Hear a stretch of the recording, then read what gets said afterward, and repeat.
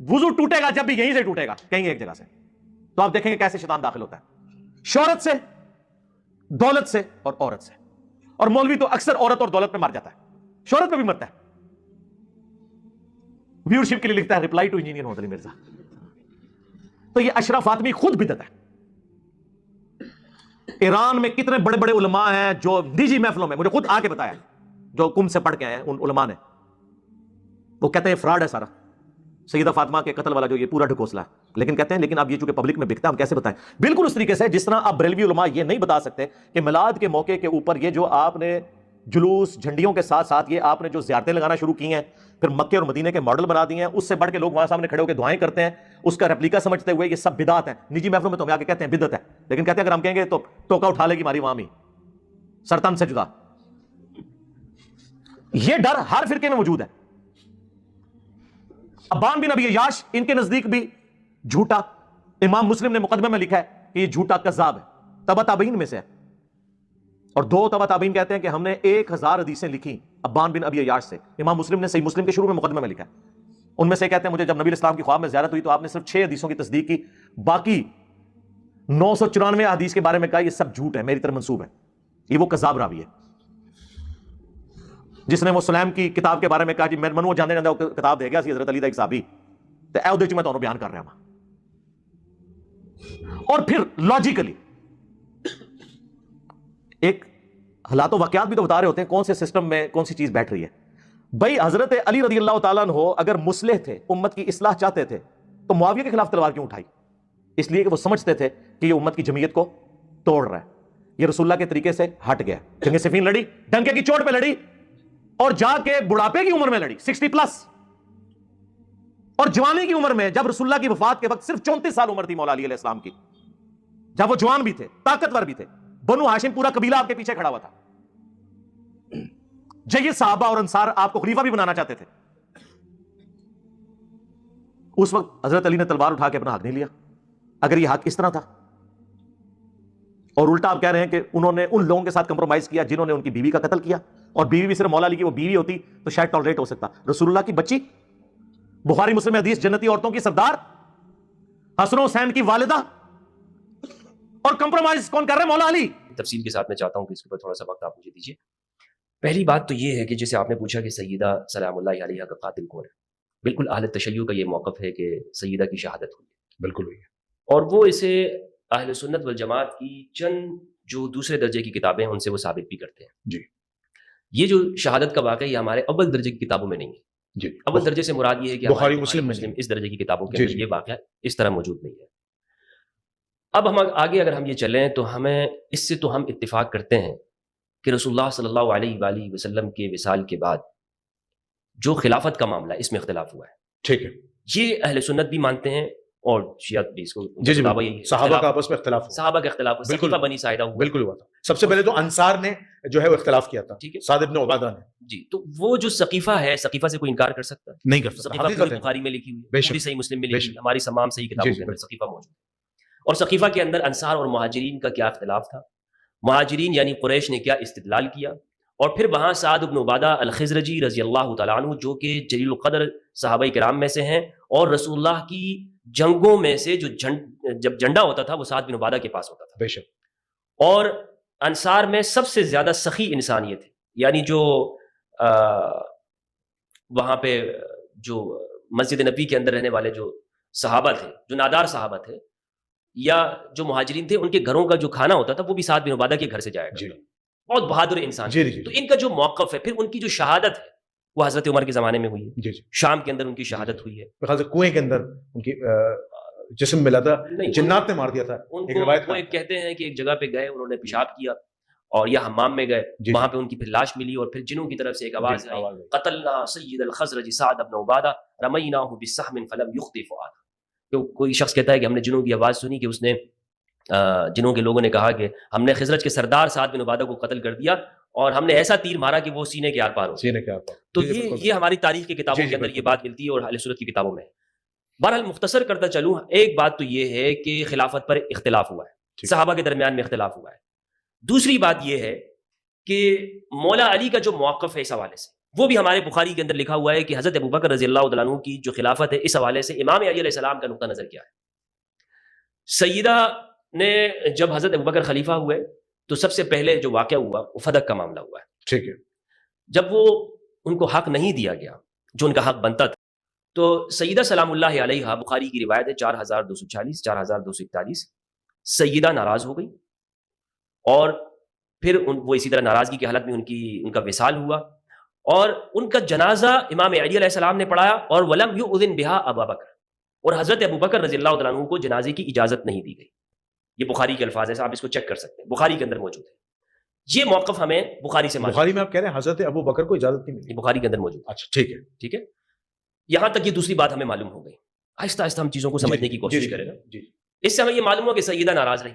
اب آپ کہہ سکتے ہیں کہ جی بیہقی میں ہے کہ راضی، میں بخاری کی بات کر رہا ہوں. پہلے درجے کی کتاب، میں نے کہا آپ کو دوسرے درجے کی کتابوں کا بھی ہم نہیں چھڑیں گے، ابھی نہیں چھڑیں گے. ٹھیک، نہ وہ شہادت کے معاملے میں اور نہ ناراضگی نہ کسی اور معاملے میں. پہلے درجے کی، یا تو آپ کہیں کہ بخاری ہمارے لیے فرسٹ درجے کی نہیں ہے، ٹھیک، آپ اس سے انکار کر دیں تو پھر ٹھیک ہے، پھر میں مانتا ہوں آپ صحیح ہے، آپ انکار کرتے ہیں پھر آگے چلتے ہیں.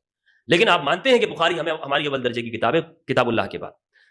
تو یہ ہمیں معلوم ہوا کہ سیدہ ناراض ہوئی ہیں. یہ بھی ہمیں معلوم ہوا کہ سیدہ اس موقف کے اوپر ناراض ہوئی اور ان کا جب وصال ہوا جنازہ امام علی علیہ السلام نے پڑھایا اور حضرت ابوبکر کو اجازت نہیں دی گئی یا خبر نہیں دی گئی، جو بھی معنی آپ کریں، لیکن اس میں جنازے میں شرکت نہیں ہوئی ہے حضرت ابوبکر رضی اللہ تعالیٰ عنہ کا کہ وہاں پہ شرکت. تیسری جو بات ہے وہ یہ ہے کہ یہ اسی روایت سے ہمیں معلوم ہوتا ہے کہ امام علی علیہ السلام نے 6 ماہ تک حضرت ابوبکر رضی اللہ تعالیٰ عنہ کی بیعت نہیں کی. ٹھیک ہے، یہ بھی ہمیں بخاری سے ہی معلوم ہوتا ہے. اور پھر وہ واقعہ ہے کہ حضرت ابوبکر تشریف لائے، امام علی نے کہا کہ عمر کو ساتھ نہ لائیے گا، خود آئیے، اور پھر وہ آئے اور امام علی علیہ السلام نے ان سے وہ ساری گفتگو کی. تو بیعت نہ کرنا 6 ماہ تک تو مانتے ہیں نا کہ وہ امام علی علیہ السلام نے بالکل بخاری مسلم میں. اس کے بعد کی بات الگ ہے، یہ بخاری مسلم کے اندر موجود ہے. اب اس سے آگے چلیں. شبلی نعمانی نے بھی الفاروق کے اندر یہ بات لکھی ہے. شبلی نعمانی یہ کہتے ہیں کہ سقیفہ کے بعد دراصل ایک تو تھا انصار کا گروہ بن گیا جنہوں نے کہا ہمارا حق ہے، ایک تھا مہاجرین یعنی قریش کا جنہوں نے کہا حضرت بکر رضی اللہ تعالیٰ عنہ کی خلافت، اور ایک ہے بنو ہاشم کا. بنو ہاشم میں جناب عباس بن عبد المطلب، امام علی علیہ السلام، حضرت زبیر رضی اللہ عنہ اور سیدہ زہرا علیہ السلام، یہ بنو ہاشم کے جلیل القدر افراد ہیں. اور اس میں کچھ بنو امیہ کے افراد بھی یعنی امام علی علیہ السلام کے موقف کے اوپر ہے، یعنی جیسے خالد بن سعید بن العاص اموی رضی اللہ تعالیٰ عنہ ہیں، 5ویں نمبر پر 6ٹھے نمبر پر انہوں نے اسلام قبول کیا. بنو امیہ کی جلیل القدر شخصیت ہے. بالکل بنو امیہ سارے وہ نہیں ہے کہ جن کے بارے میں ہم یہ کہیں کہ وہ ان کی مذمت کی جائے، نہیں.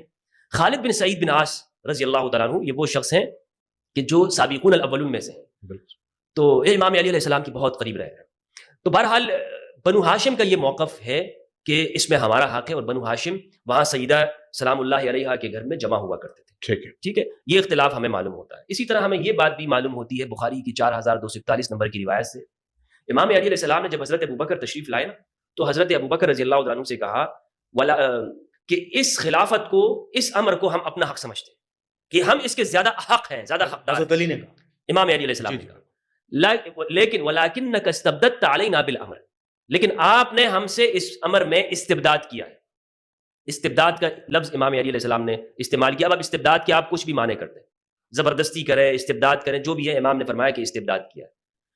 تو یہاں تک جب آپ پہنچ گئے ہیں استبداد تک، تو اب مصنف ابن ابی شیبہ کی طرف آئیے. ٹھیک ہے، مصنف ابن ابی شیبہ کی جو روایت ہے 28,000 سے اوپر کی روایت ہے غالباً، اور اس پر میں نے جو گفتگو کی ہے، میں نے اس پوری گفتگو کو آپ سنیے گا تو اس میں میں نے یہ عرض کیا ہے کہ اہل السنت والجماعت کی یہ جو روایت ہے نا مصنف ابن ابی شیبہ کی، اس کے جتنے بھی راوی ہیں یہ بخاری مسلم کے راوی ہیں، یہ بخاری مسلم کی شرط کے اوپر ہے. ٹھیک ہے، یعنی اس میں کوئی ایک راوی بھی ایسا نہیں ہے کہ جو ضعیف راوی. ٹھیک ہے، یہ سارے راوی ہمارے بخاری لیے مسلم اہل تشیع کی کتاب حجت نہیں نہ ہو. اچھا، اب اہل تشیع جو محققین ہیں، علماء ہیں، وہ سیدہ کائنات کی شہادت کو کتب اہل سنت سے ثابت کرنے کی بھرپور کوشش کرتے ہیں، لیکن وہ اس میں ناکام رہتے ہیں.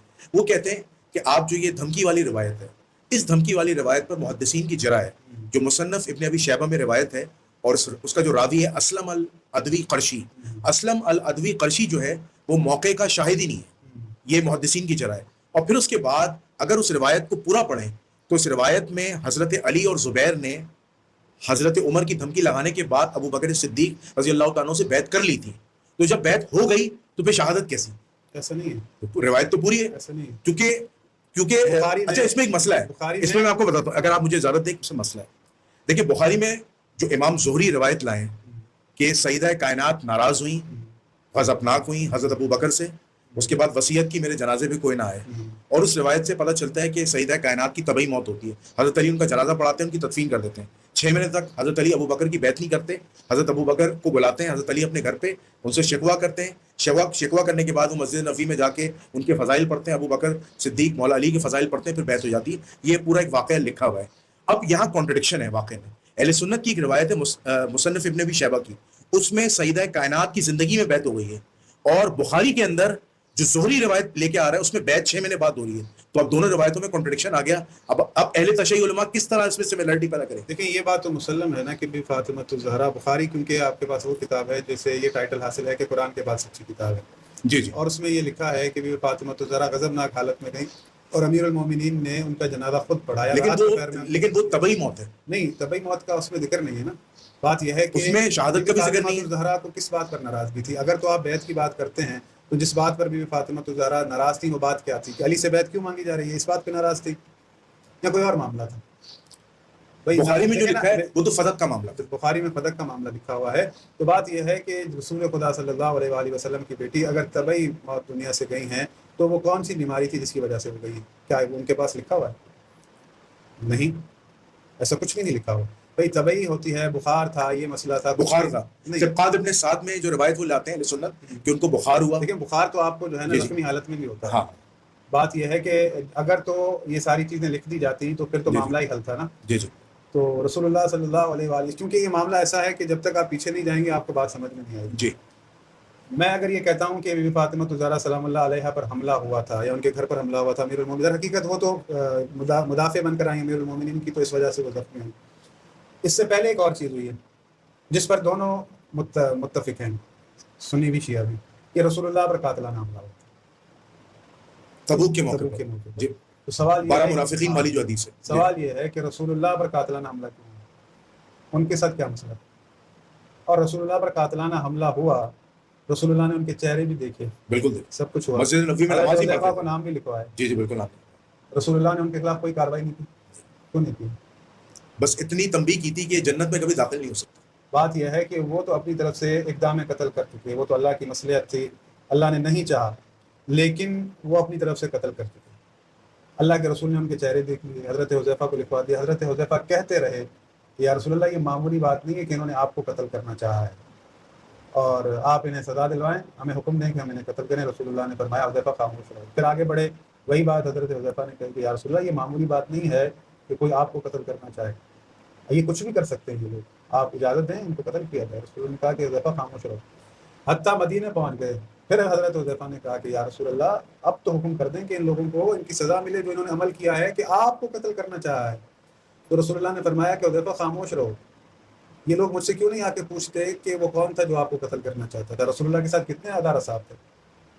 آج اس دور کے اندر کسی مذہبی لیڈر پر قاتلانہ حملہ ہو جائے تو شہر بند ہو جائیں گے کہ بھئی کیوں ہمارے قائد پر حملہ ہوا. رسول اللہ صلی اللہ علیہ وآلہ وسلم پر قاتلانہ حملہ ہوا. مجھے دکھا دیں تاریخ کے اندر کتنے لوگ آئے رسول اللہ سے پوچھنے یا رسول اللہ کون تھا وہ جو آپ کو قتل کرنا چاہتا. لائن نام یہ نام تو رسول اللہ نے بتانے سے منع کیا تھا. وہ لوگ جو پوچھنے آئے ہوں کہ کون تھا جو آپ کو قتل کرنا چاہتا. میں یہ کہہ رہا ہوں، میں یہ نہیں کہہ رہا کہ نام کون تھے کس کے تھے، اس میں بحث میں نہیں جا رہا ہوں. میں یہ کہہ رہا ہوں کہ احتجاج کیوں نہ ہوا کہ کون تھا جو ہمارے آقا، ہمارے رسول، ہمارے سب سے محبوب لیڈر کو جو قتل کرنا چاہ رہا تھا. کتنے لوگ آئے تھے، کتنے لوگ جمع ہوئے. جیسے ابھی آپ فرما رہے ہیں کہ رسول نے خود سکوت اختیار کیا، اس چیز کو آگے بڑھنے نہیں دیا، آگے بڑھنے دبا دیا. نہیں، رسول اللہ لوگوں کو پتا تھا نا، لوگوں کو پتا تھا کہ رسول اللہ پر قاتلانہ حملہ ہوا ہے. جی. تو میں یہ کہہ رہا ہوں کہ کتنے لوگ آئے تھے رسول اللہ سے پوچھنے کے لیے کہ کون تھا جس نے یہاں پر قاتلانہ حملہ کیا. تو رسول اللہ صلی اللہ علیہ وآلہ وسلم پر قاتلانہ حملہ ہوا تو رسول اللہ خاموش رہے ہیں. اس کی بہت ساری وجوہات ہیں. اب رسول اللہ صلی اللہ علیہ وآلہ وسلم پر کیوں قاتلانہ حملہ ہوا، مقاصد کیا تھے، وجہ کیا تھی، ایک جدا بحث ہے، جدا موضوع ہے. ان چیزوں کو آپ سمجھیں گے، اس پر اندر داخل ہوں گے تو آپ کو بات کے معاملات سارے سمجھ میں آئیں گے. کیونکہ بعض اوقات ایسا ہوتا ہے کہ کبھی ہم کوئی بات کر رہے ہوتے ہیں چیزوں کو سمجھنے کے لیے تو لوگ غلط اس کا مفہوم دیتے ہیں. رسول اللہ پر قاتلانہ حملہ ہوا، رسول اللہ خاموش رہے. رسول اللہ کو پتہ تھا کہ مجھ پر قاتلانہ حملہ ہوا ہے اور وہ ساری باتیں جانتے تھے. ہمارے پاس جو احادیث ہیں سب کچھ لکھا ہوا ہے. رسول اللہ صلی اللہ علیہ وآلہ وسلم نے اپنی زندگی میں ہی سیدہ فاطمہ الزہرا سے یہ کہہ دیا تھا کہ میرے بعد تم سب سے پہلے میرے پاس آؤ گی. اور ہمارے پاس حدیث موجود ہے، کتاب کا نام ہے اس وقت میرے نام ذہن میں نہیں آ رہا، مشہور و معروف کتاب ہے جو پہلے اہل سنت کی تھی، اب اس کو آن نہیں کرتے. اس کتاب کا نام ہے، جس میں ہمارے ایک عالم نے اس میں سے 12 اماموں کے امیر المومنین کا جنت پر لکھا ہوا نام، کہ بھئی اس کتاب میں وہ بھی حدیث موجود ہے. اس کتاب میں رسول اللہ صلی اللہ علیہ وآلہ وسلم سے حدیث موجود ہے کہ ایک روز رسول اللہ صلی اللہ علیہ وآلہ وسلم بیٹھے تھے اور امام حسن آئے، رسول اللہ نے ان کو اپنے زانوں پر بٹھایا. تھوڑی دیر بعد امام حسین آئے، ان کو رسول اللہ نے اپنے زانوں پر بٹھایا. رسول اللہ نے امام حسن کے چہرے کی طرف دیکھا، چہرے کی طرف دیکھنے کے بعد رسول اللہ نے گریہ کیا. پھر امام حسین کے چہرے کی طرف دیکھا، چہرے کو دیکھتے رہے، دیکھنے کے بعد گریہ کیا. حضرت ابن عباس کہتے ہیں علی آئے، رسول اللہ نے علی آ کر سامنے بیٹھے، رسول اللہ حضرت علی کے چہرے کو دیکھتے رہے، دیکھنے کے بعد روئے، گریہ کیا. پھر بھی فاطمۃ الزہرا ان کے سامنے بیٹھے، رسول اللہ نے بھی فاطمۃ الزہرا کو دیکھا، ان کو دیکھ کر کافی دیر پر رونا شروع کیا، گریہ شروع کیا. تو گریہ شروع کیا، سب کو دیکھا. جب آپس میں وہ بیٹھے چلے گئے، پھر کہتے ہیں میں نے پوچھا یا رسول اللہ یہ سب لوگ آئے، آپ نے ان کو دیکھ کر گریہ کیا. پھر رسول اللہ نے ان کے مسائل بتائے کہ میرے بعد میرے حسن کے ساتھ کیا ہوگا، اس کو زہر دیا جائے گا، میرے حسین کے ساتھ کیا ہوگا. رسول اللہ نے امام حسین کے مسائل پڑھے، پھر امیر المومنین کے مسائل پڑھے. رسول اللہ نے بتایا کہ علی کے ساتھ یہ چیزیں ہوں گی. پھر بی بی فاطمۃ الزہرا کے لیے ذکر کیا کہ اس کی پسلیاں توڑی جائیں گی اور یہ شدت کے ساتھ مجھے پکارے گی، مجھے یاد کرے گی، اپنے بابا کا نام لے کر روئے گی. تو یہ مصائب رسول اللہ اپنی زندگی میں دیکھ رہے تھے اور امیر المومنین کو وصیت کی تھی کہ علی میرے بعد تمہارے ساتھ یہ معاملات ہوں گے، تمہیں صبر کرنا ہے. رسول اللہ صلی اللہ علیہ وآلہ وسلم ان تمام حالات کو دیکھ رہے تھے کہ مجھ پر بھی قاتلانہ حملہ ہوا ہے، اور وہ اس چیز کو درک کر رہے تھے کہ یہ چیز ہوگی ان کے ساتھ. اور رسول اللہ صلی اللہ علیہ وآلہ وسلم نے 3 بار کہا ہے، مسلم میں لکھا ہے، میں اپنے اہل بیت کے بارے میں تمہیں ڈراتا ہوں. تو بھائی بات یہ ہے کہ رسول اللہ نے جب اتنا کہا، ان سے مودت کا حکم تھا، تو امام حسین کے ساتھ کیا ہوا بیعت نہ کرنے پر، باقی ائمہ کے ساتھ کیا ہوا بیعت نہ کرنے پر. تو یہ کیسے ممکن ہے کہ جب ایک چیز بن جاتی ہے، ایک چیز وجود میں آ جاتی ہے، تو ہر فرد چاہتا ہے کہ یہ اب پوری کی پوری ہماری ہو. تو بیعت کا مطالبہ ہوا، امیر المومنین سے بیعت کا مطالبہ کیا گیا، اور یہاں تک تو آپ آ گئے کہ بھائی دھمکی دی. باقی کا معاملہ نہیں بیان کیا جاتا. لیکن ہمارا یہ عقیدہ آج کے دن نہیں بنا کہ آج کے دن ہم نے اسے بنایا ہو، بلکہ یہ عقیدہ ہمارا اس وقت سے ہے، 1400 سال گزر گئے، کہ ہمارے پاس تعلیمات ہیں ائمہ معصومین، انہوں نے گریہ کیا ہے، انہوں نے یہ تاریخ ہمیں بتائی ہے. انہوں نے بھی فاطمۃ الزہرا کے مسائل پر گریہ کیا ہے، رسول اللہ نے ان کے مسائل پر گریہ کیا ہے، رسول اللہ نے ان کے اوپر آنے والی مصیبتوں کی پیشن گوئی کی. اچھا قبلہ، اگر آپ اجازت دیں تو اہل سنت کا ایک بڑا سخت اعتراض ہے. وہ کہتے ہیں کہ پہلی بات تو یہ کہ جو سیدہ کائنات فاطمۃ الزہرا سلام اللہ علیہا، جو سید النساء اہل الجنہ ہے، ان کا جو واقعہ ہے شہادت کا، وہ کتب اہل سنت سے ثابت نہیں ہے. اچھا اب وہ کہتے ہیں کیونکہ یہ ان کی طبعی موت ہوئی تھی. اچھا دوسری بات وہ کہتے ہیں کہ اگر یہ واقعہ واقعی میں ثابت ہوتا تو مدینے میں کوہرام مچ جاتا، کیونکہ صحابہ، لاکھوں صحابہ اس واقعے کے بعد خاموش تھے، اور پھر انہوں نے حضرت ابو بکر کی بیعت بھی کی، اور پھر حضرت علی رضی اللہ تعالیٰ عنہ علیہ السلام نے جو ہے سکوت اختیار کیا اور تینوں خلفاء کے ساتھ مل کر اسلام کو تقویت دی. تو یہ جو شیعوں کا جو امام علی ہے، اہل سنت تو خیر ان کو خلیفہ راشد مانتے ہیں، وہ کہتے ہیں شیعوں کا جو امام علی ہے یہ کیسا امام علی ہے کہ ان کی زوجہ محترمہ کو، رسول اللہ کی بیٹی کو قتل کر دیا جاتا ہے، اور وہ انہی خلفاؤں کے ساتھ مل کر اسلام کو تقویت دے رہے ہیں اور خاموش بیٹھے ہیں اور بدلہ بھی نہیں لے رہے، تلوار بھی نہیں اٹھا رہے. تو یہ تو حضرت علی کے اوپر سوال اٹھ جاتا ہے. تو اس بارے میں آپ کیا کہیں گے؟ دیکھیں میری بات سنیں، بات یہ ہے کہ جو چیز جس طرح سے چیزیں لکھی ہوئی ہیں، بہت سارے جوابات پہلے بھی ہم دے چکے ہیں، ہمارے علماء 1400 سال سے دیتے آ رہے ہیں کہ یہ بات کہنا ہے کہ امیر المومنین جیسی شخصیت جو فاتح خیبر ہیں ان کے گھر پر حملہ ہوتا ہے. تو بات یہ ہے کہ کوہرام تو کربلا کے بعد بھی برپا نہیں ہوا. رسول اللہ صلی اللہ علیہ وآلہ وسلم نے اتنے فضائل پڑھے تھے امام حسین کے، تو کتنے لوگ ان کے ساتھ تھے؟ 72 تھے. باقی سارے لوگ کہاں تھے؟ وہ تو یزید کی بیعت میں تھے. تو یہاں پر یہ سوال کیوں نہیں اٹھتا کہ بھئی امام حسین کے بعد بھی کوئی کوہرام نہیں اٹھانا؟ ان کے حضرت عثمان شہید ہوئے تھے، ان کے قصاص کے لیے لوگ کتنا اٹھے؟ امام حسین مطلب باقی لوگ بھی جمع کیے گئے نا، ظاہر ہے انہوں نے اٹھنا تھا، تو باقی لوگوں نے ان کا ساتھ دیا. امام حسین کے لیے لوگ کیوں نہیں اٹھے؟ کوئی اٹھتا تو ان کا بھی ساتھ دیتا. امام حسین جیسی شخصیت جن کی ساری معرفی رسول اللہ نے کی ہے، ان کے قتل پر امت خاموش رہی، امام حسن کے قتل پر امت خاموش رہی. تو یہ سارے واقعات ہیں. میں نے پہلے آپ کے سوال سے پہلے آپ کا جواب دے دیا کہ رسول اللہ کے قتل پر کیوں خاموشی رہی، قاتلانہ حملے پر کیوں خاموشی رہی. تو یہاں سے آپ اندازہ لگا لینا کہ بھئی یہ تو سوال بنتا نہیں ہے. اب یہ ہے کہ امیر المومنین سے جو تقاضا ہے کہ انہوں نے تلوار نہیں اٹھائی ہیں، یہ ساری چیزیں میں نے ابھی اس سے پہلے ایک پوڈ کاسٹ ہوا تھا، اس میں مفتی صاحب سے یہ سوال کیا تھا. تو یہ بات یہ ہے کہ میں نے سوال کیا تھا اور وضاحت بھی دی تھی. پہلے آپ کو میں بتا دوں. بات یہ ہے کہ حضرت موسیٰ علیہ الصلوۃ والسلام جاتے ہیں اور اپنا جانشین چھوڑ کر جا رہے ہیں حضرت ہارون. سامری نے بنی اسرائیل کے پاس جو سونا تھا اسے پگھلایا. پگھلانے کے بعد ایک بچڑا بنایا. بچڑا بنانے کے بعد لوگوں سے کہا کہ یہ تمہارا اللہ ہے, تمہارا معبود ہے. موسیٰ اللہ سے ملنے گیا, راستہ بھول گیا, اللہ خود مل گیا. اب ایک نبی موجود ہے جو کہ جانشین ہے حضرت موسیٰ کے, وہ تماشا دیکھ رہے ہیں, تلوار نہیں اٹھا رہے. امت جو ہے پوری کی پوری اس نے اپنے معبود کو چھوڑ کر ایک بچڑے کو اپنا معبود بنا لیا. تو حضرت موسیٰ جب لوٹے, فلما رجع موسیٰ الی قومہ غضبان آسفا, غضبناک حالت کے اندر, اور آ کر حضرت ہارون کی داڑھی پکڑ لی. جی حضرت ہارون نے جواب دیا کہ یبن امہ, اے میری ماں کے بیٹے, لا تاخذ بلیہتی ولا براسی, میرے سر اور داڑھی کے بال نہ پکڑ. انی خشیت ان تقول فرقت بین بنی اسرائیل ولم ترقب قولی, کہ میں اس بات سے ڈر گیا کہ آپ مجھ سے یہ کہتے کہ تم نے بنی اسرائیل میں تفرقہ ڈال دیا. ایک نبی ان کے اس عمل پہ کہ بت پرستی کر رہے ہیں اس پہ تو راضی ہے, لیکن تفرقے پر راضی نہیں ہے. اگر حضرت ہارون تلوار اٹھاتے ہیں تو حق کے سامنے ویسے ہی کم لوگ آتے ہیں حق کا ساتھ دینے کے لیے. تو 7-8%, 10% لوگ حضرت ہارون کے پاس آتے, 90% لوگ اس طرف سامری کے ساتھ جمع. اب یہ 10% لوگ ان 90% کو قتل کریں تب جا کے مسئلہ حل ہو.